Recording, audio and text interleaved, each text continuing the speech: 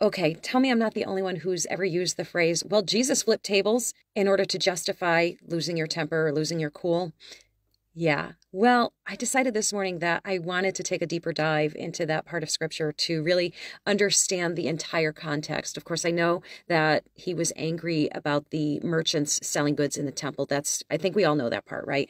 But I felt like as always with the Bible, there's so much more substance to just what's on the surface. So let's take the deeper dive. Ready?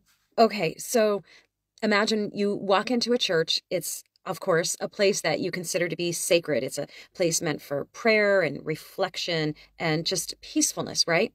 But when you get in there, it's noisy. There's like smelly, nasty animals all over the place, and vendors are selling their goods, right? So obviously, it no longer feels holy, right? It feels like a marketplace. Well, this was the scene that Jesus walked into when he entered the temple in Jerusalem.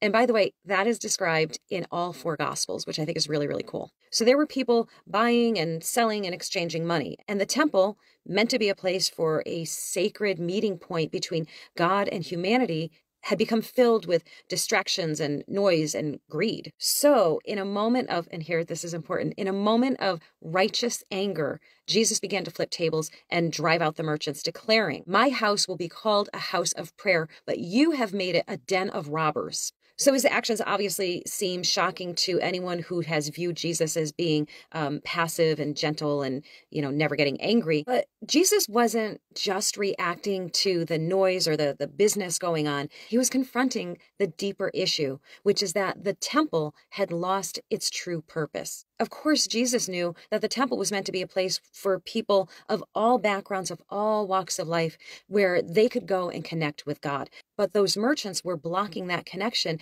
and using the temple for personal profit instead of holy worship. So by flipping those tables, Jesus made a really bold statement that God's house should be a place for reverence, not exploitation, for prayer and not profit. So in that moment, Jesus shows us the importance of setting aside spaces in our lives, whether it's physical places or moments in time. And those places or moments should remain sacred and undistracted by the demands of the world. And he calls us to examine our own hearts. So it led me to question, what tables need to be turned over and what priorities need to be realigned in my life? Of course, ultimately, the story isn't just about Jesus cleansing a physical temple. It's about his longing to cleanse our hearts and to help us return to genuine worship, free from distractions and self-interest. And as I reflect on the story, I ask God to clear away